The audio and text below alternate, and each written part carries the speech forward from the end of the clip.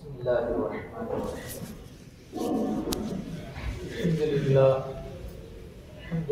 वकफ़ा वस्सलामुन अला इबादिल्लज़ीना इस्तफ़ा व उसल्ली व उसल्लिमु व उबारिकु अला सय्यिदिना मुहम्मदिन मुस्तफ़ा व अला आलिहि व अस्हाबिहि नजूमिल हुदा व क़ादतित तुक़ा अम्मा बअद फ़अऊज़ु बिल्लाहि मिनश शैतानिर रजीम बिस्मिल्लाहिर रहमानिर रहीम कुल अतीउल्लाह व अतीउर रसूल फ़इन तवल्लव फ़इन्नल्लाह ला युहिब्बुल काफ़िरीन। मेरे मोहतरम बुजुर्गों और दोस्तों, हमारे यहाँ दीन को उजागर करने के लिए बहुत सी मेहनतें चल रही हैं। कहीं मकातिब की लाइन से मेहनत चल रही है, मदारिस की लाइन से चल रही है, तज़किया तसव्वुफ़ की लाइन से चल रही है, तबलीगी जमात की लाइन से मेहनतें चल रही है। तमाम मेहनतों का खुलासा इस आयत करीमा में बयान कर दिया गया है। सबका मकसद ये आयत करीमा है, कुल अतीउल्लाह व अतीउर रसूल। अल्लाह ताला हमको सुनने समझने की तौफीक अता फरमाए और अक़ल सलीम और क़ल्ब सलीम अता फरमाए। अल्लाह तबारक व तआला ने नबी सल्लल्लाहु अलैहि वसल्लम को इरशाद फरमाया, कुल अतीउल्लाह व अतीउर रसूल। कि लोगों से कह दीजिए कि अल्लाह का कहना मान करके चले, उसके रसूल का कहना मान करके चले। कामयाबी इसी में है। अल्लाह और रसूल की इताअत बहुत बड़ी दौलत है। सवाल ये है कि अल्लाह और रसूल की इताअत किस चीज़ में करें, और हम कर रहे हैं या नहीं कर रहे हैं। कर रहे हैं तो अधूरी इताअत हो रही है या पूरी पूरी हो रही है, या हमें फैसला करना है। अल्लाह और रसूल की इताअत करो किस में? ये तो सवाल ये को आना चाहिए। हर लाइन में अल्लाह और रसूल की इताअत करो। मामलात में, मुआशरत में, गुफ्तार में, किरदार में, अखलाक में, आदात में, इबादत में, तमाम चीज़ में अल्लाह रसूल की इताअत होगी, तभी वो चीज़ इबादत बनेगी और बंदा कामयाब होगा। और बड़े से बड़ा काम है और खुदा रसूल की इताअत नहीं है, कामयाबी नहीं मिलेगी। एक मर्तबा अबू दाऊद शरीफ की रिवायत है, एक मर्तबा एक दस्ता अल्लाह के बोल को बाला करने के लिए, रूहों को शेर बनाने के लिए एक जगह चला, एक जगह पड़ाव डाला। तो पड़ाव इस तरीके से डाला कि रास्ता चलने वालों को तंगी महसूस होने लगी। इस तरह रास्ता पार करना। नबी पाक सल्लल्लाहु अलैहि वसल्लम को इत्तला दी कि अल्लाह के रसूल, लोगों ने इस तरीके से पड़ाव डाल दिया है कि रास्ता चलने वालों को तकलीफ हो रही है। हमारे तबलीगी जमात के हजरात भी कुछ हैं यहाँ, उलमा भी आए हुए हैं। तो ये है कि अल्लाह रसूल की इताअत होगी, तरीका नबी का होगा तो इबादत बनेगी, और तरीका नबी का नहीं, इबादत नहीं बनेगी। तो कहा गया अल्लाह के रसूल पड़ा इस तरीके से डाला है कि रास्ता चलने वालों को तकलीफ हो रही है। आप सल्लल्लाहु अलैहि वसल्लम ने एक मुनादी, एक ऐलान करने वाले को भेजा, जाओ और ऐलान कर लो कि जिसने भी इस तरीके से पड़ाव डाला कि रास्ता चलने वालों को तकलीफ हो रही, फला जिहाद है, उसका जिहाद मोतबर नहीं। हजरत मौलाना आकिल साहब दामत बरकातुहू मदरसा मज़ाहिरुल उलूम के शेखुल हदीस हैं, सादात में से बहुत जय्यद आलिम बड़े। वो फरमाते इस हदीस के बाद खुलासा बयान करते हैं, कभी इस हदीस से एक सबक मिला कि कोई अमल कितना ही ऊंचा क्यों ना हो, लेकिन तरीका नबी का नहीं होगा तो मुंह पर मान जाएगा, कबूल नहीं होगा। तो हम पहले तय करें, हम जो भी काम करें अल्लाह रसूल की इताअत हो तो ही काम करें, क्योंकि एक है वजूद अमल और एक है कबूल अमल। हम लोगों को आज सब में ये है कि वजूद की बहुत फिक्र है कि चिल्ला लगा कि नहीं लगा, बयान में गए कि नहीं गए, 4 महीने लगे कि नहीं लगे, हज में गए कि नहीं गए, उम्रे में गए कि नहीं गए, लेकिन कबूल की फिक्र नहीं। अमल का वजूद हो जाता है, दरबार इलाही में कबूल हुआ कि नहीं हुआ, कबूल होगा तरीका नबी का अपनाएगा। बड़े से बड़ा अमल है, अगर तरीका नबी का नहीं है तो कबूल नहीं होगा। वजूद भी होगा कि नहीं होगा अल्लाह वाला। ये मुफ्ती साहब के बाद रुजू होना पड़ेगा। हमारे जैसे बेढंगे आदमियों का इसमें कोई नकल नहीं है, बात सीधे मुफ्तियों से भी पूछनी पड़ेगी। कंपाउंडर डॉक्टर दवा लिखे ठीक न होता वो हवाला दे देगा, कोई एमडी के पास चले जाओ, मेरा काम नहीं। बहरहाल बहुत पते की आयत है, पूरे हमारे खानका, तबलीग, मदारिस, मकातिब, वाज़ व नसीहत सबका खुलासा है अल्लाह रसूल की इताअत करो हर लायक, आदात में, इबादत में, रहन सहन में, मामलात में, माशरत में, सब में। या अय्युहल्लज़ीना आमनू उदखुलू फिस्सिल्म काफ़ा, ऐ ईमान वालो ईमान में पूरे पूरे दाखिल हो जाओ। ऐसा नहीं कि इबादत की लाइन में तो हमने तरीका नबी का अपनाया है, इन मामलात में, मुआशरत में, मुआशरत कहते हैं आपस का रहना सहना, रिश्तेदारों से किस तरीके से बरतना है, बड़ा छोटे के साथ किस तरीके से पेश आवे, छोटा बड़े के साथ किस तरीके से पेश आवे, करीब के रिश्तेदार के साथ किस तरह, दूर के रिश्तेदार के साथ किस तरह, शौहर बीवी के साथ किस तरीके से पेश आएगा, बीवी शौहर के साथ किस तरीके से पेश आएगी, बाप बेटे के साथ, बेटा बाप के साथ, इसको मुआशरत कहा जाता है, आपस में क्या रहन सहन। बहरहाल तो इबादत के एतबार से हम पूरे पूरे नबी की पैरवी करते हैं, लेकिन मामला मुआशरत में नहीं है, तो अधूरा ईमान है हमारा। इतने साल से ऐलान हो रहा है, ठहर जाना भाई, दीन और ईमान की बात होगी, लेकिन कभी हिसाब किया कि दीन और ईमान हमारे अंदर ही खुद का ठिकाना है कि नहीं, पूरा पूरा आया है कि नहीं आया है। छिले 4 महीने खानका, वाज़ व नसीहत अल्लाह वालों की सुनते रहते हैं, लेकिन आया है कि नहीं आया दीन और ईमान, और आया है तो सिर्फ इबादत में आया है, मामला मुआशरत में आ रहा है। आज तकरीबन पूरे इलाके में आपस के लेन देन और मुआशरत के एतबार से जीरो है। मामलात में तो जीरो नहीं होगा, लेकिन मुआशरत तो जीरो हो रही है। अभी ठंडी जब बहुत बढ़ जाती है, खबरें सुनते रहते हैं कि भाई फलाने इलाके में ठंडी पड़ी तो 4 डिग्री गर्मी बची है, तो हमारे 4 डिग्री भी है कि नहीं है, 4 पॉइंट भी। फलाने इलाके में ठंडी पड़ी -10, हम माइनस कितने हैं मुआशरत में, वो कभी उसकी कोई फिक्र नहीं, इधर उधर की खबरें सुनते हैं, लेकिन हमारा कभी हिसाब दिया तो मामला मुआशरत हमारा कैसा बिगड़ता जा रहा है। मुआशरत के एतबार से तो तकरीबन 0 पॉइंट पर आ गए, मामला के एतबार से टूटे फूटे, कुछ सही है कुछ नहीं, बाल बिरादरियों में कुछ कुछ है, बात तो समझते ही नहीं। मिसाल के तौर पर अल्लाह ताला ने फरमाया अल्लाह रसूल की इताअत करो। अब इसमें एक एक मिसाल दे के बात खत्म करूं, मुझे तो कोई तकरीर आती नहीं, दरसियाना अंदाज में वो बच्चों को सबक पढ़ा है, वो भी मकतब के बच्चों को सबक पढ़ा, इस तरह टूटे फूटे अंदाज में मियाँ भाई वाली उर्दू बोल करके कभी बयान कर देते हैं, कभी बेढंगेपन में गुस्से हो जाते तो मियाँ भाई बिगड़े तो उल्टा ही बिगड़े, तो कड़वी सुना देते तो चर्चा भी हो जाता है कि यार बहुत कड़क बात सुना दी थी, ये नहीं सुनानी चाहिए। अल्लाह ने फरमाया अल्लाह रसूल की इताअत करो, इबादत की लाइन में नहीं, मामला की लाइन में जरा गौर करना। जब अल्लाह रसूल की इताअत करते हैं, इतने चिल्ले लगे, इतने 4 महीने लगे, वाज़ व नसीहत, इसको बुलाया कुर्सी पर बिठा दिया, इसको बुलाया कुर्सी पर बिठा दिया, तकरीरें कितनी सुनी, लेकिन मामलात में अल्लाह की इताअत हो रही है या समाज से डर रहे हैं। अभी हम लोग, हमारे यहाँ एक मरतबा बहुत बड़ी उस्ताद हदीस आए थे, उम्र कम थी, अल्लाह 70 का पर्दा डाल देता है तो मेरे जैसे नाअहल की भी अकीदत दिल में पैदा हो जाती है। अल्लाह पोल खोल दे, ऐप खोल दे, तो कुर्सी पर तो कोई न बिठाए, ढूंढे भी नहीं कोई, अल्लाह का 70 का पर्दा है और मशहूर कर दे दे, शोहरत बहुत भयानक चीज़ है। तो घमंड का इंसान आदि हो जाता है और शोहरत पसंद आ जाती है, अमन बर्बाद हो जाती है। बहरहाल लोग आए मतलब कमरे में, गालिबन तिरमिज़ी शरीफ पढ़ाते थे, बातों में बात निकली, मैंने देखा कोई उनसियत है, थोड़ी अकीदत है, मैंने कहा सब देखो आप हदीस पढ़ाते हो, जब भी कोई तर्जुमा और मतलब तलबा के सामने बयान करें आप, तो उसके बाद में खुद हिसाब ले ले इस हदीस पर मेरा अमल है कि नहीं। सफ़े अव्वल के मुतालिक बयान किया, सफ़े अव्वल में कुरान डालेंगे और ये डालेंगे, यूं होगा और इतना सवाब है, लेकिन मैं सफ़े अव्वल में नमाज पढ़ता हूँ कि बिला उज़्र घर पढ़ ले, उज़्र है तो कोई गिरफ्तारी, शरीयत ने इजाज़त दी, उसको कोई पूछने वाला नहीं है।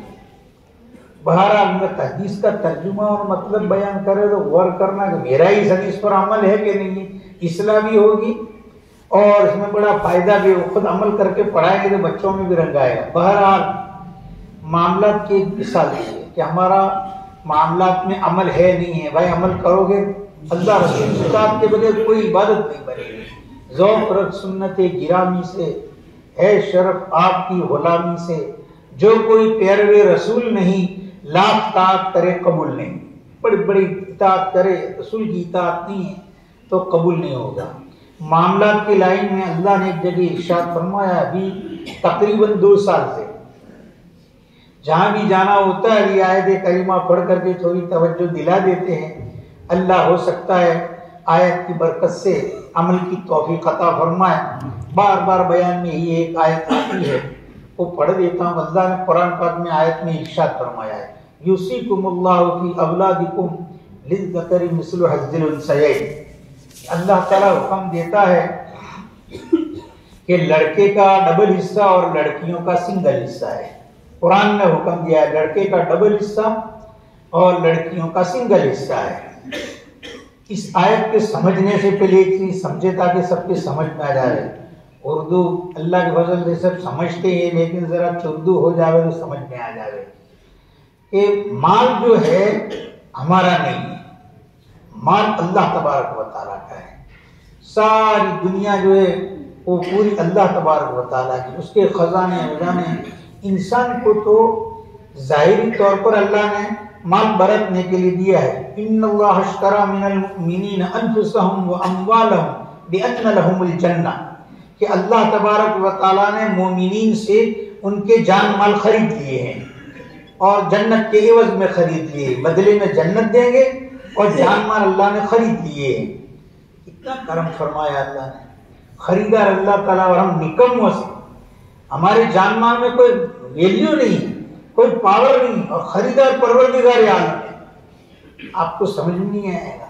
एक चीज एडवर्टाइज करते करते करते थक गए, टीवियों में और इधर उधर मोबाइलों में एडवर्टाइज की, लेकिन बिकती ना भाई, ये तो निकम्मा माल है। एक आदमी आपका खैर खा आवे और वो कहे कि मैं अच्छी कीमत में खरीद लेता हूँ, तो खरीदने वाले का एहसान होगा आपका कि आपका निकम्मा घर था, निकम्मी चीज थी, एडवर्टाइज करके थक गई, नहीं लेते तो उसने कर्म किया कि बेचारे की बिकती नहीं, मैं किसी भी तरीके से बेच दूंगा, खरीद लिया तो उसका एहसान फरमा। अल्लाह तबारक व तआला खरीदार बने और फरमाया कि मैं खरीद लेता हूँ और जन्नत दूंगा। अब मालूम हुआ कि हमारी जाने भी और हमारे माल भी हमारे रहे नहीं, क्योंकि बदले में जन्नत अल्लाह ने खरीद लिया है और हमने बेच भी दिया है, बे हो चुकी है। हम लोगों ने सारी जान माल, इसलिए हमारे आज़ा और जवारे अल्लाह के हुक्म के मुताबिक ही चलाने पड़ेंगे। हमारे कहाँ है? हम जिस तरीके से चाहे हाथ को इस्तेमाल नहीं कर सकते, जिस तरीके से चाहे पाँव को इस्तेमाल नहीं कर सकते, जिस तरीके से चाहे आंखों को इस्तेमाल नहीं कर सकते, तो हम बेच चुके हैं। अल्लाह ने खरीद लिया है तो खुदा के हुक्म के मुताबिक ही उसको इस्तेमाल करना पड़ेगा और बदले में जन्नत दिया और माल भी अल्लाह ने खरीद लिया। माल तो अल्लाह का है।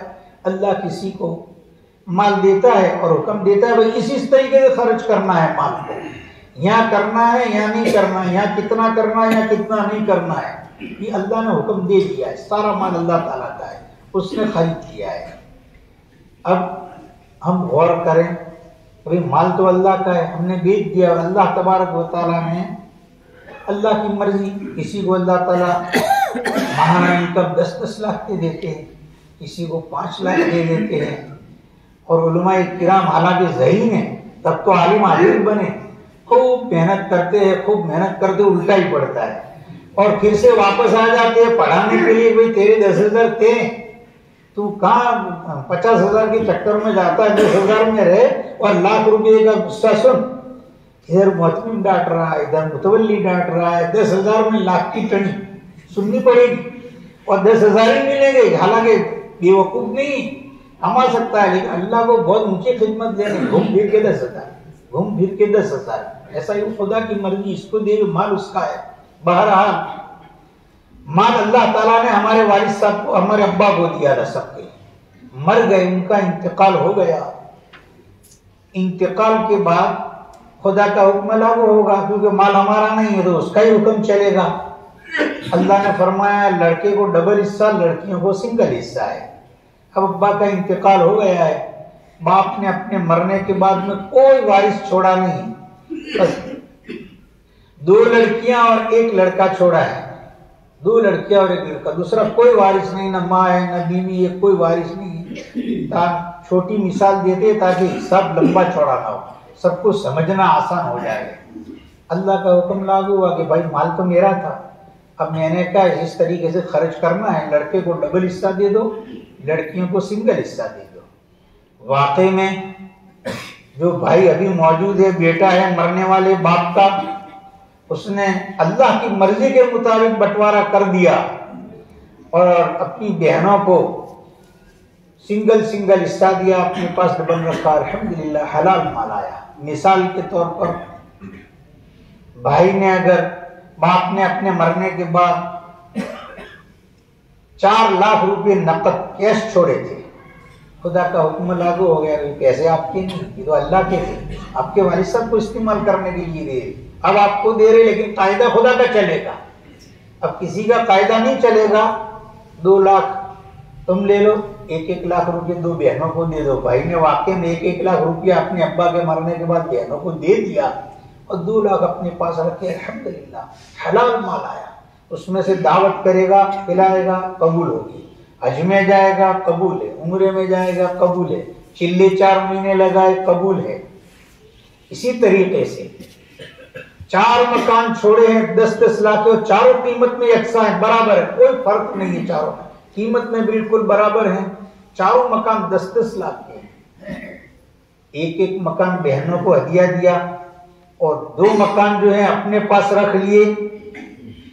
अल्हम्दुलिल्लाह हलाल मकान आया, उसमें किसी को भी क़याम करोगे, क़याम सब जायज हो जाएगा, सुकून मिलेगा।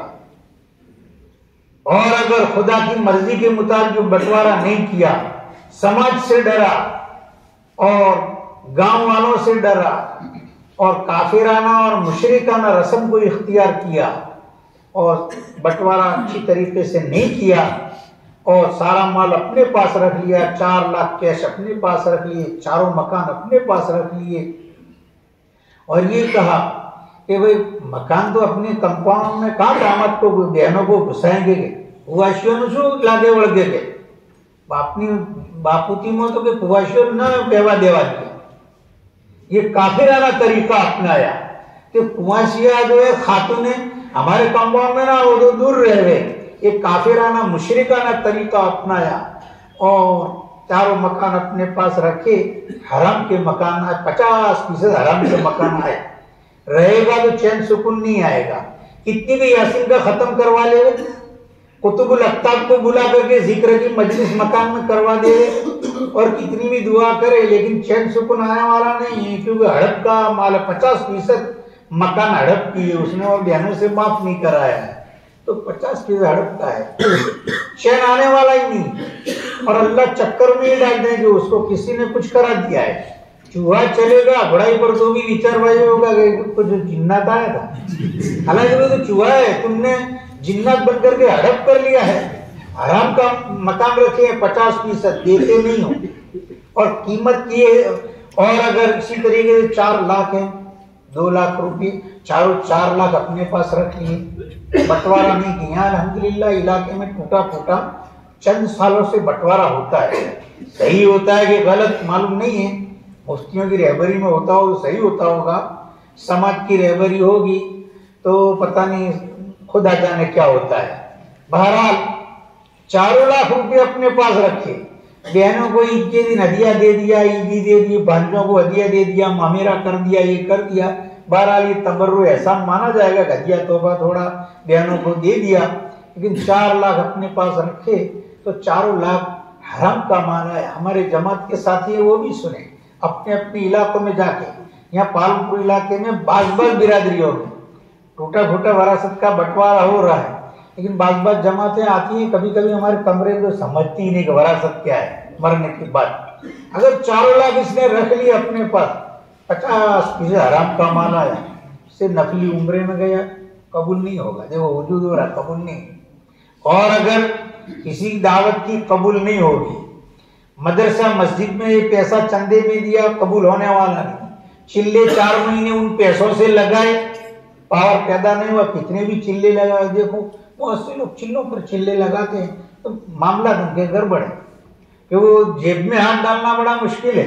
वालिद साहब फरमाते थे कि चिल्ले आसान, 4 महीने आसान, खानकाहों की ज़रबे आसान, मामला में पजामा ढीला है। ऐसे हाथ डालने का नंबर आता है, ऐसी ऐसी तावील इंसान करता है कि खुदा खैर करे। और बंटवारा भी शरीयत की रोशनी में करना पड़ेगा।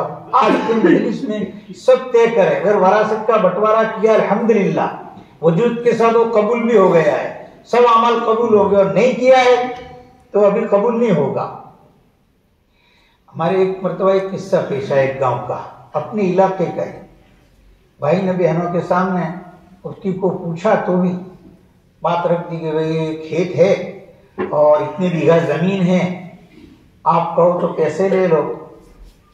बहनों ने कहा ठीक है, कीमत करो।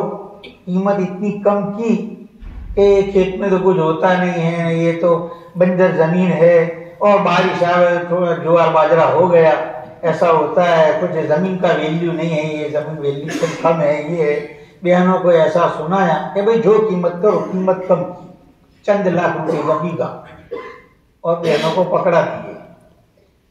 फिर दूसरे या तीसरे दिन वही जमीन मार्केट में बेचने के लिए रखी तो शेयर बाजार की तरह एकदम उछाल आ गया और 15 लाख रुपए बीघा हो गए।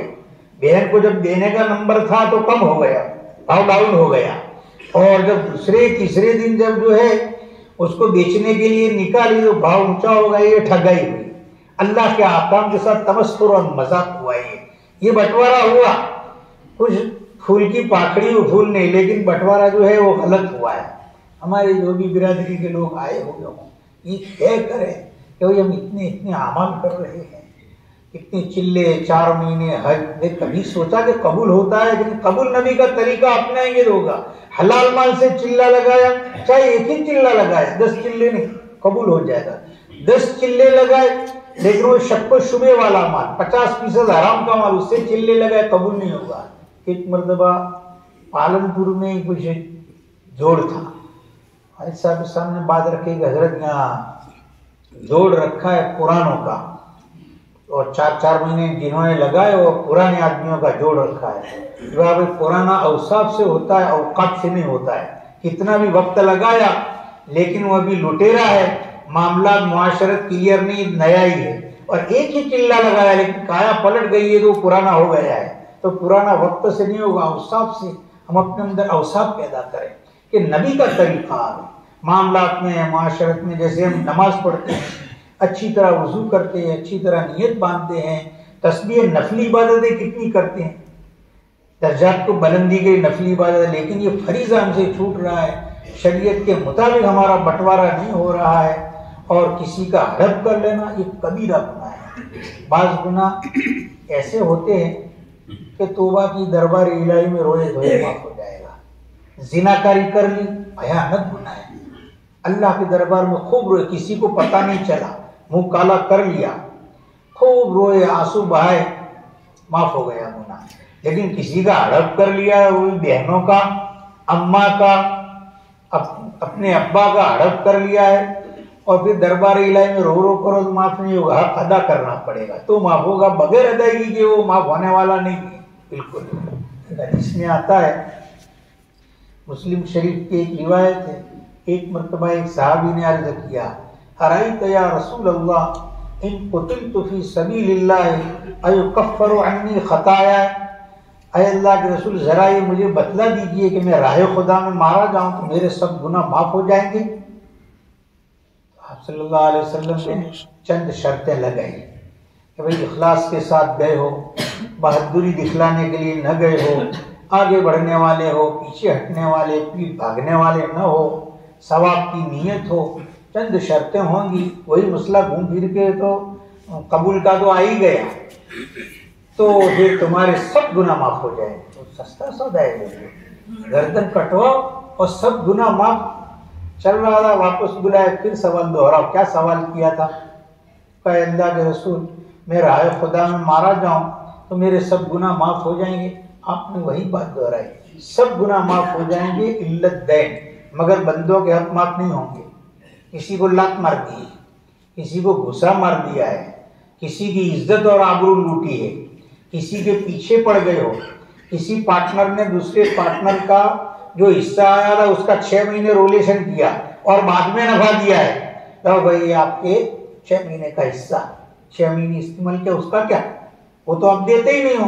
पहली तारीख को क्यों नहीं दिया? 6 महीने हराम का खपास अगर पलीता अपने हलाल माल में मिलता है। देग में बिरयानी की देग और पाखाने का एक छोटा सा कतरा कोई डाल दिया, आप न खा, कोई खाएगा इसमें? अगर पता चल जाए कि बिरयानी की देग बनी है, पेशाब का एक मामूली छींटा डाल दो, हम हलाल माल को थोड़ी सी हराम की आमेजिश करके बर्बाद करते हलाल माल को, तो ये नापाक हो जाता है माल। इस तरीके से किसी ने किया है। वरासत का बंटवारा बिल्कुल किया ही नहीं, किया है तो शरीयत के मुताबिक 100% नहीं किया है, जुल्म किया है, माफ होने वाला नहीं रो दो, या तो माफी मांगनी पड़ेगी। अंदाजा लगाइए तो खुदा के नाम पर गर्दन कटवा देना अल्लाह के नाम पर, उससे भी ये गुनाह माफ नहीं होगा। कितना बड़ा भयानक गुनाह होगा। एक आदमी जिनाकारी करे, बदकारी करे और चौराहे में झापे में खड़ा खड़ा बदनजरिया करता हो तो चर्चा हो जाती है। भाई उसका अल्लाह का हम उसकी गीबत करके हमारी आखिरत बर्बाद करते हैं उसकी, कि वो आदमी नजर का पाक नहीं हो तो कन्ना रहना। आपको ये पंचायत करने का किसने कहा? उसको हिम्मत नहीं नसीहत करने की, तो आप बदनजरी करते हैं, ऐसा सुना है।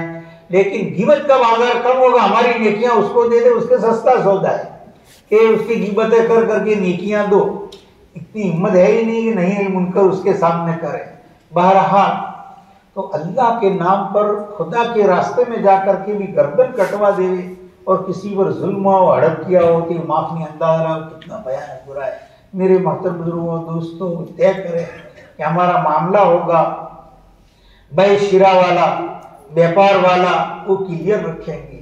इसी तरह हमारा मामला होगा चाहे अपनों से लेन देन हो, परायों से लेन देन हो, पार्टनर का पार्टनर से लेन देन हो, क्लियर हो, शरीयत के मुताबिक हो, ताकि हमारी आखिरत में पकड़ न हो। आखिरत का मंजर बड़ा भयानक, कोई माफ नहीं करेगा। अव्वल तो ये है कि माफी सेकंड नंबर पर मांगी जाए, अव्वल हक को अदा किया जाए। अदा कर नहीं सकते, खा पी के खत्म ही कर चुके, क्या अदा करेंगे, उम्मीद भी नहीं। तो दूसरा दर्जा है कि माफी मांगे। एक साहब ने एक मरतबा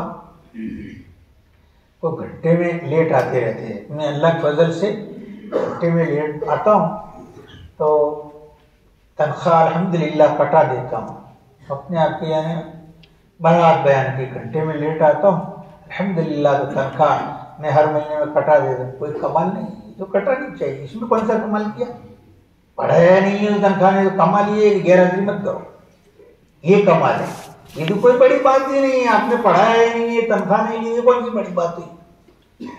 एक मरतबा दिशा में एक साहब का इंतकाल हुआ, अली सर रहमतुल्लाह अलैह को जनाजे की दावत दी, जनाजा पढ़ाने के लिए गए। मियाँ भाई बिरादरी के लोग रहते हैं, वरासत का बंटवारा विचार नहीं समझते, तो वहाँ एक साहब ने ऐलान किया, जैसे यहाँ भी दस्तूर होगा कि भाई मरने वाला ये फलाने साहब का इंतकाल हुआ है, इन्होंने किसी को कुछ तकलीफ दी हो, सताया हो, कुछ इनकी लेन देन लेवड़ देवड़ कुछ बाकी हो, इनको माफ कर देना। इन्होंने कहा कुछ लेन देन बाकी हो तो माफ कर देना थे। अरे भाई कोई माफ मत करना के, कहा इनके लड़के काय को माफी मांगते हो? गरीब थे आपके अब्बा, नहीं माफी क्यों मांगते हो? अदा करो, कोई कमाल है माफी मांग लेना, अदा करो। अदा नहीं कर सकते हो तो माफी मांगना। तो मेरे मोहतरम बुजुर्गों, दोस्तों, ये सस्ता सौदा है दुनिया में। मन समाजत करके लिया है तो दे देंगे। अब उसने लिया है 10 साल से और कितनी खेती बाड़ियां खेतों में कर डाली और 2 लाख लिए थे, रोलेशन होते होते होते होते 2 लाख करोड़ को पहुंच गए। चक्रवर्ती याद आता था एक क्या है, अभी तो है ही नहीं, तो मुफ्ती से रुजू करना पड़ेगा तो देवे किस तरह? वो 2 लाख देवे या 2 लाख के अभी क्या मालूम करोड़ों पहुंच गए, ये देने पड़े, वो मेरा काम नहीं है, समझे? टांग अड़ाना। ये तो मुफ्ती साहब के पास हजरत मुफ्ती अब्दुर्रहमान साहब दामद बरकातुहू को से जो है राब्ता कायम करना पड़ेगा, तब जाकर के मसला हल होगा कि कैसे देंगे। इसलिए बेहतर ये है कि माँ बाप जो हैं अपनी हयाती में अपने औलाद को बंटवारा करके दे दे। हमारे वालिद साहब रहमतुल्लाह अलैह ने मरने से पहले सब भाई बहनों को बंटवारा करके दे दिया था, कोई चीज नहीं रखी थी। और कहते माली वलिद दुनिया, कि मेरी तो मौत इस तरीके से और मेरे पास कुछ ना हो और मरूं, इस तरीके से मैं मौत चाहता हूँ, मेरे पास कुछ नहीं रखना, कोई चीज नहीं रखी। वाकई में अल्लाह ने अजीब मौत दी कि सब यूँ समझते थे भाई तो गुजरात के पीर हैं और इनके पास पैसे बहुत होंगे, मुझे भी सब यूँ ही समझते हैं। तो मौलवी साहब के एक दिन में करोड़ों आवे तो सभी क्यों रखता। बेवकूफ़ों की भी हद है, आजकल हिंदुस्तान में शायद सबसे ज्यादा बेवकूफ़ बसते होंगे। सभी क्यों रिंग न मार देते, 8-10 रिंगे मदरसा चल जाता। कितने धक्के खाते हैं। 43 डिग्री गर्मी पड़ती थी, मई जून में चंदे की सीजन आती थी, वो भी कड़वी कसीली सुन के 50 और 100 जमाई क्यों करते। तो वालिद साहब का कोई बहुत बड़े बुजुर्ग थे, गुजरात के पीर थे, बहुत पैसे उनके, इंतकाल हुआ तो 35,000 रुपये छोड़ दिए। और बर्तन ज्यादा थे, मेहमान ज्यादा आते थे, छोटे बड़े बर्तन थे। हम लोगों ने, हमारी वालदा को मालूम था ये विरासत का बंटवारा, सब जमा हो गए। चंद दिन के बाद हम 4 भाई थे, 2 बहनें और वालदा, सबको जमा किया। क्या 35,000 का पहले वालदा का 8वां हिस्सा निकालो, 8वां हिस्सा निकालने के बाद भाइयों को डबल दे दो, बहनों को सिंगल दे दो। बर्तन थे कुछ, बंटवारा किस तरीके से होता है, बर्तन कुछ छोटे बड़े थे, तो बर्तनों को सब जमा किया। कोई बड़ा थाल है, कोई छोटी थाली है, चमची है, कोई कटोरे हैं, प्याले हैं। तो एक ने थाल लिया, एक को 2 थाली, इस भाई को थाल, इसको 2 थालियां इसके एवज में, एक ने 3 चमची ली, इसके एवज में कटोरा। आखिर में भी हुआ कि भाई वालिद साहब तो सखी बहुत थे और दिल बहुत बड़ा था, जो भाई ले जाता था बरतने के लिए वापस देता नहीं था। मैंने कहा मेरे पास भी एक सूटकेस पड़ी है, पट्टन पड़ा था उस जमाने से, तो उसका क्या करना है। कहा जिसके पास जो चीज रह गई हो, दिया दिए कि नहीं दिए भी याद नहीं है, तो माफ है, क्लियर हो गए 100 टका इंशाअल्लाह। और आखिरत में पकड़ नहीं होगी, इस तरह बंटवारा हो। यहाँ तो बंटवारा होता ही नहीं। अब तो वालिदैन दे देवे तो अच्छा है, थोड़ा माल होगा तो बंटवारा हो जाएगा। 35,000, 35 करोड़ हो तो कभी बंटवारा ही नहीं होने वाला। मुझे ये चाहिए और वो चाहिए, उलझते ही जाओ। ये सेटिंग हो तो बंटवारा करता हूँ, ये सेटिंग वो सेटिंग किसी को हुई है दुनिया में? बगैर सेटिंग के मौत आती है और आखिरत में बड़ा वबाल है। तो तय कर ले ये मजमा कि इंशाअल्लाह और अजीज माल जो है वो क्लियर आए। उस क्लियर माल से चिल्ले लगाने, क्लियर माल से 4 महीने लगाने, क्लियर माल से, हलाल माल से उम्रा और हज करना है, हलाल माल से किसी को दावत करना है, हलाल माल मदरसे में देना है ताकि मदरसों में भी पावर पैदा हो जाए। अल्लाह ताला अमल की तौफीक अता फरमाए। और एक मुख्तसर एक और मिसाल देके खत्म करूं। अल्लाह रसूल का कहना मानते हैं लेकिन अधूरा मानते हैं, पूरे दाखिल नहीं हुए हम लोग अभी। अल्लाह ताला ने मुआशरत का भी हुक्म दिया है कि हमारी मुआशरत जो है वो बिगड़ती जा रही है। भाई भाई से बात नहीं करता है, बाप बेटे में मोहब्बत नहीं है, और मियाँ बीवी में भी मोहब्बत कम हो गई, जो आला दर्जे की मोहब्बतें होती थी। ऐसे ऐसे किस्से सुनने में आते हैं कि अक्लें हैरान है। बात किस्से तो ऐसे कि मजमे में बयान भी न कर सके, ऐसे किस्से पेश आते हैं। आज जो है मुआशरत ठप होती चली जा रही है। रिश्ता नाता जोड़ना हर मुसलमान पर फर्ज है। कोई नफल काम या मुस्तहब या ऐसा नहीं, हर मुसलमान पर फर्ज है। कुरान में, हदीस में रिश्ते नाते जोड़ने का जबरदस्त हुक्म दिया है। एक मर्तबा अल्लाह ने मखलूक को पैदा किया तो रिश्ता नाता खड़ा हुआ और अल्लाह की कमर को थाम लिया, अल्लाह की कमर को थाम लिया, चिमट गया। अल्लाह तबारक व तआला ने फरमाया क्या कहना चाहता है।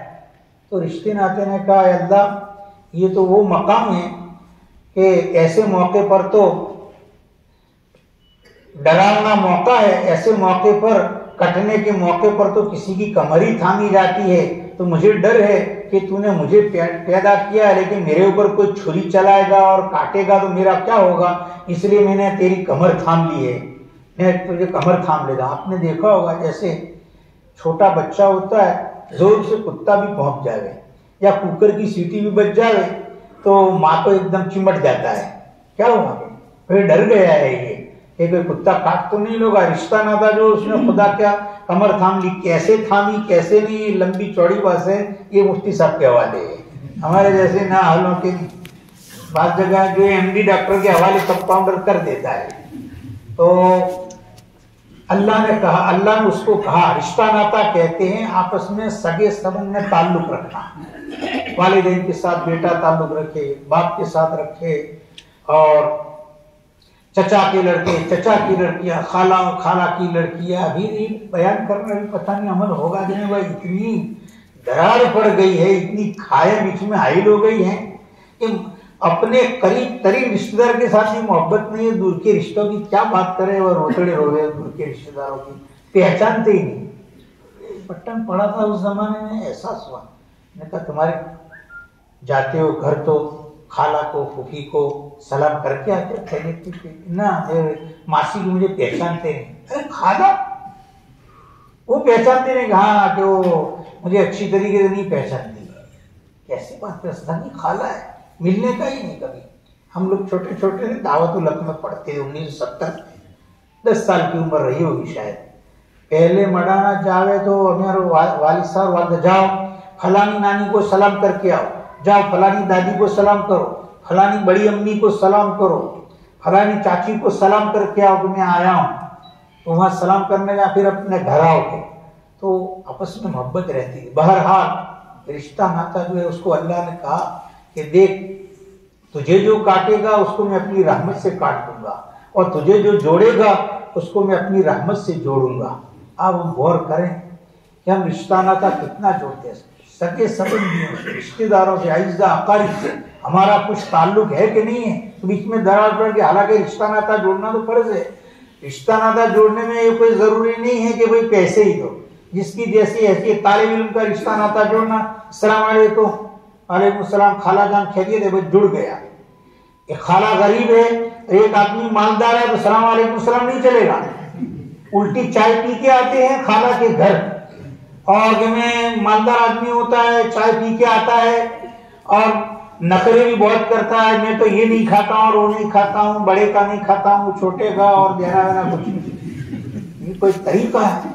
मैंने बंबई से एक साहब आए, ताल्लुक वाले, मोमिन बिरादरी के थे। मैं तो आता हूँ कि फलानी ट्रेन से आता हूँ, रास्ते में होटल में खाना खा के घर पहुंचता हूँ, थके हुए, घर जाके पकाना। मैंने कहा अब तो बंबई से आए तो रास्ते में क्यों खाना खाते हैं, फोन कर देते।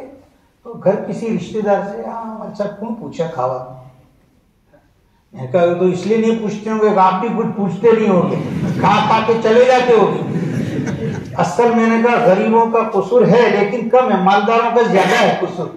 मुंबई से फोन करते हो कि 15 दिन पहले फलानी मई को आ रहा, घर झटक के रखना। घर इतना बड़ा बनाया है कि साल में रहना है 15 दिन, लेकिन 15 दिन रहना, घर इतना बड़ा है कि झटकते झटकते भी अगर वाकई में मजदूर रखे जाए तो 5000 रुपये हो गए।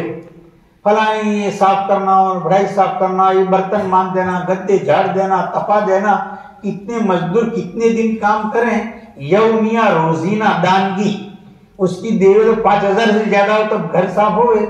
गरीब को कहते हो कि घर साफ कर दो, हाँ बस अच्छा साफ किया है, बस उसके अलावा कुछ देना खा के। और ज्यादा से ज्यादा में आप जोर मारते हो तो 500 ग्राम नान कटाई लाते हो, वो भी 50 रुपये किलो वाली, ताकि बॉक्स ज्यादा दिखे थैली भरी हुई। ऐसा ही करते हदिया इतना कम बयान किया तो डूब मरने की बात है।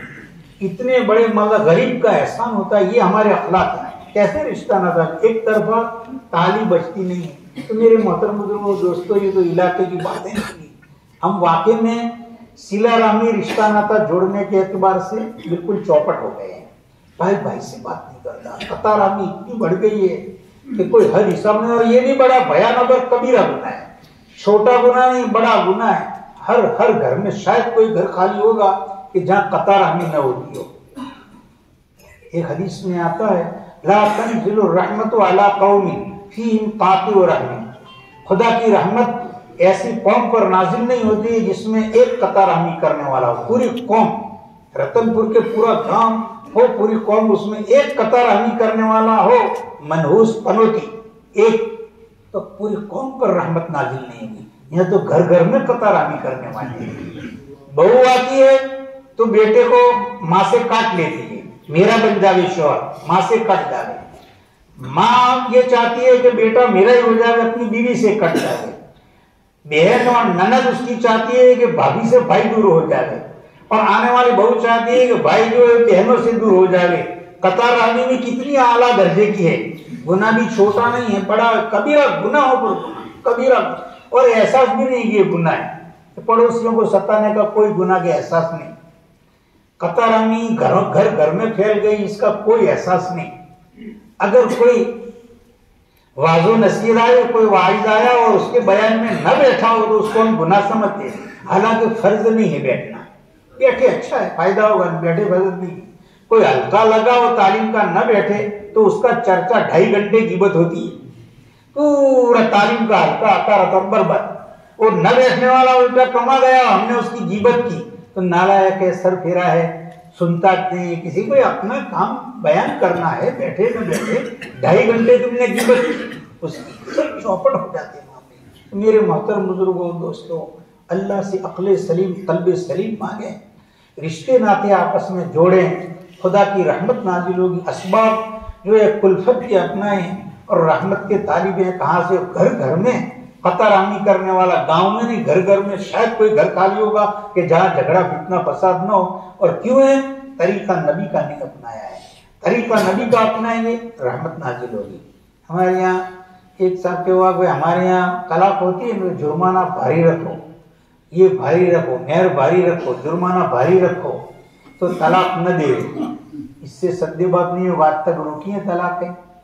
शादी करने के बाद मियाँ बीवी इस दीवानी जिंदगी, शादी के बाद वाली जिंदगी नबी के तरीके के मुताबिक हो जाएंगे तो तलाक का सद्देबाब होगा, जुर्मानों फुरमानों से नहीं होगा।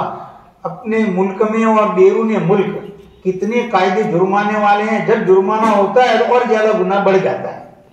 जुर्माने से नहीं होगा, नबी का तरीका अपना ले, उसका सद्देबाब होगा। अल्लाह अक्ल सलीम, कल्ब सलीम अपना है। और ये न सोचें कि भाई हमारा रिश्तेदार भी ऐसा है तो हम क्या करें, अरे रिश्तेदार ऐसा है हम उसके जैसे क्यों बने। एक हदीस में आता है, हजरत बरा इब्न आज़िब रज़ी अल्लाह तआला अन्हु फरमाते, बैहक़ी शरीफ की रिवायत है, लंबी हदीस है, वो अभी नहीं पढ़नी है। उसमें जन्नत में जाने के 4 काम बताए, उसमें एक काम बताया था, वल्फ़ै अला ज़िर रहमिज़ ज़ालिम, जालिम रिश्तेदार पर एहसान करो, जालिम रिश्तेदार पर।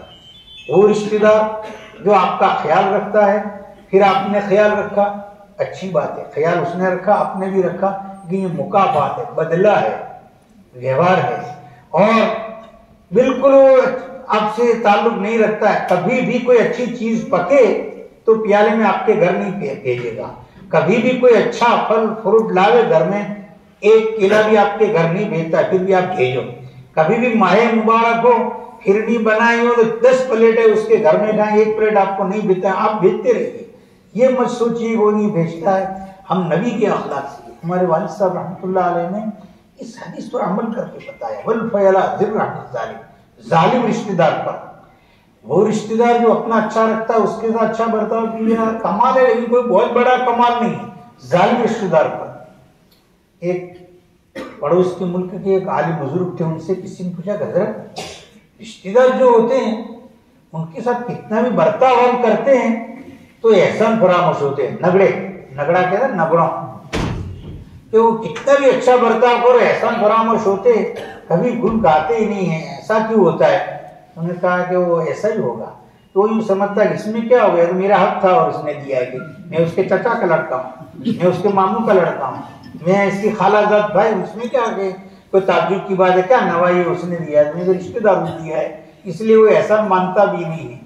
तो वो चाहे माने या ना माने, हमें नबी की अखलाक अपनाने हैं। तो आज की हमारी हदीस का खुलासा है कि जैसे हमारी इबादत की लाइन थोड़ी मजबूत है, इस तरीके से हमारे लेवड़ देवड़ लेन देन ये मजबूत हो जाए। और हमारा जो है माशरा, आपस का रहन सहन, कि भाई बाप का क्या हक है, बीवी का क्या हक है, चचाजात, फूफीजात, खालाजात, बहनों का क्या हक है, ये जरा मजबूत हो जाए, इसकी भी हमें फिक्र करनी है। और माल जो है शक शुबे वाला भी नहीं, हराम की तो मैं बात करूं तो आपके लिए भी शर्मिंदगी, मेरे लिए भी डूब मरने के बराबर है कि इतना मंझा हुआ इलाका और हराम माल की बात की। शक शुबे वाला माल भी हमारे करीब में नहीं आने देना है। हमारे वालिद साहब रहमतुल्लाह अलैह, एक उनका लंदन से तशरीफ आए, कभी मदरसे का एक रोटी नहीं खाई, मदरसे का पंखा वालिद साहब ने कभी नहीं गिरा, मदरसे के रूम में 5 मिनट भी नहीं सोए, नहीं हमारे शेख नहीं सोते थे, वक़फ़ के माल से दूर रहूंगा। पर तब आए कुछ पैसे थे, एक मौलवी साहब के पास जमा कराए, तंगी हो गई, वो पैसे नहीं है। तो मौलवी साहब ने कहा, हजरत आपने मेरे पास 30,000 40,000 या 50,000 आपके हैं जाती मेरे पास पड़े कि नहीं, मुझे याद नहीं कि कब दिए थे। आप लंदन से आए थे तो मुझे दिए थे और कहा दिए मेरे जाती है। नहीं, शक है कि मदरसे में ही दे दो, मुझे रात भर नींद नहीं आएगी कि मदरसे के मेरे पास आ जाएंगे दिए। और हम लोगों का हाल कैसा है, मैंने याद पड़ रहा झाड़ू महाराज दो पहलू आ जाते हैं तो ऐसा याद पड़ जाता है कि मेरे ही है। तो शख्सवे वाला माल भी ना आवे, हराम माल की तो बात करना मेरे लिए डूब मरने की बात है। भाई आप ये अमल करेंगे, माल हलाल हो गए, बस उससे चिल्ले लगे, उससे 4 महीने, उससे दावत हो, उससे उम्रा करे ताकि वजूद के साथ कबूल हो जाए। और हमारा मुआशरा है, कोई रिश्तेदार हमारे साथ बर्ताव करे या न करे, हमें जन्नत चाहिए, हमें उसके साथ अच्छा बर्ताव करना है। किसी और मौके से आएंगे तो सिला रहमी पर जरा थोड़ी बात करेंगे और थोड़ा देख के आएंगे। जो आदमी को तकरीर का ढंग न हो और मश्क न हो, उसके लिए बहुत मुश्किल काम हो जाता है। बात करना याद पड़ गया तो मैंने अतीउल्लाह व अतीउ रसूल के ज़िम्न में ये 2 बातों की मिसाल दे दी। अल्लाह पूरे हमको ईमान में दाखिल कर दे। वाखिरु दावाना अल्हम्दुलिल्लाहि रब्बिल आलमीन। फूल हो गए, हमारे हज़रत मुफ्ती साहब हैं तो इस्लाह कर लेंगे, बरमला भी कर सकते और खानगी भी कर सकते। खानगी करने जैसे खानगी इस्लाह होगी, बरमला टोकने का हो तो बरमला टोका जाएगा, वरना बात जो है सप्लाई हो जाएगी। और व्हाट्सएप का दौर है, यहाँ से हम बाहर तो बात नहीं, लेकिन अमेरिका पहुंची होगी और उसको फिल्टर कैसे करना। एक मरतबा भाई फजले करीम साहब, अल्लाह इनके कब्र को नूर से मुनव्वर फरमाए, तबलीग को मुजाहिद बहुत। तबलीग का उसूल है कि कोई मसला बयान न किया जाए, बस फजाइल पर बात करो, क्योंकि उसमें हर आदमी लगता है डॉक्टर, इंजीनियर, आलिम, जाहिल सब बयान करते हैं। हजरत के इल्हामी उसूल है कि भाई मसले बयान न की जाए। मसले बयान करना हमारा काम नहीं है, उलमा का काम है। दसाड़ा में इज्तिमा था, तकरीबन 60 साल पहले की बात होगी। तो उस वक्त उन्होंने मजलिस में कोई मसला बयान कर दिया, स्टेज पर से कोई पानी पाक था तो नापाक कह दिया है, नापाक था तो पाक कह दिया, खलबली मच गई, मसला उल्टा बयान कर दिया है। और जलाली थे तबलीग में, पहले बहुत से हजरत काजी अब्दुल वहाब साहब रहमतुल्लाह अलैह जलाली थे, अल्लाह ने खूब काम किया। भाई फजले करीम साहब जलाली थे, अल्लाह ने खूब काम किया। हमारे दादा थे वालिद साहब के चाचा मौलाना ईसा साहब रहमतुल्लाह अलैह जलाली थे, अल्लाह ने काम ले लिया। अब वो कह दिया तो हजरत मौलाना ईसा साहब रहमतुल्लाह अलैह वालिद साहब के चचा अमीर थे, उनके पास मसला उल्टा बयान हुआ है। हाँ कि मसला उल्टा, क्या करेंगे। अब वो फजले करीम भाई को कौन कहे, तो वालिद साहब चचा की इज्जत करते थे, उनके बाप के उम्र के थे हमारे चचा। आके थोड़ा तो डांटा, भाई कैसा तुमने बयान किया है कि मसले क्यों छेड़े तुमने, फजाइल पर बात करनी थी, मसले हमारा काम का है, तूने उंधा मार दिया है कि उल्टा मसला बयान कर दिया। चल कोई फिक्र की बात नहीं, कल सीधा कर देंगे। दूसरी मजलिस कल इज्तिमा हुआ तो फिर स्टेज से वो मसला बयान किया, भाई कल सबकत लिसानी हो गई थी, जबान फिसल गई थी, मसला निकल गया, मसला यूं नहीं है यूं है, उसमें कौन से छोटे हो गए। आज तो हमको कोई टोके तो इज्जत गोया गिर गई कि यार मजमे में कह दिया कि कोई मजहब समझती भी नहीं, मसलियत करके जिनको गारत कर दिया। हमारे मजमे में टोकने जाए वो सप्लाई हो जाएगा, खानगी कहने से क्या फायदा। जितने इज्तिमा में आए थे वो सब घर ले जाते और मसला इसी तरीके से बयान करते, फिल्टर करने कौन जाता। एक मरतबा इंग्लैंड में हजरत मौलाना, नाम भूल गया, ये कापुदरा के थे हजरत मौलाना, बहुत बड़े आलिम गुजरे, तड़केसर के मोहतमीम साहब थे। हाँ, मौलाना अब्दुल्ला साहब रहमतुल्लाह अलैह, उन्होंने खुद माहिया जो किस्सा सुना है कि मैं लंदन में एक मस्जिद में बयान कर रहा था तो मैंने एक हदीस पढ़ ली, उलमा उम्मती का अंबिया बनी इसराइल, मेरी उम्मत के उलमा बनी इसराइल के नबियों के मानी ने अभी ये हदीस पढ़ी थी। तो कोने में से जोर से एक आवाज, भाई ये हदीस नहीं है, ये मौजू है, हदीस नहीं। ये समझे इंग्लैंड में किसने टोका कि आपके वालिद साहब कोने में बैठे हुए थे, तो वहां जोर से कहा भाई हदीस नहीं है, मौजू है। वो बयान कर रहे, कितनी तवाज़ु है कि मजे ले लेके बयान कर रहे हैं और एक फायदा भी हुआ। बाज़ चीजें बरमला टोकने की होती हैं, बाज़ चीजें खानगी टोकने की होती हैं। अब किसी से बदनजरी हो गई, थोड़ा ढोल बजाया जाएगा। अब किसी से ऐसी भूल हो गई, सप्लाई का अंदेशा है बरमला, उसमें क्या मसलियत कोई बात हुई है तो अल्लाह ताला अक्ल सलीम और कल्ब सलीम देवे, कहने सुनने से ज्यादा अमल की तौफीक अता फरमाए, अपने बड़े जो हैं उनकी कदर करने की तौफीक अता फरमाए, उसे खूब नफा हो, मसला पूछ करके हम चलें। वाह दावाना अल्हम्दुलिल्लाह रब्बिल आलमीन। हजरत आप भर लें।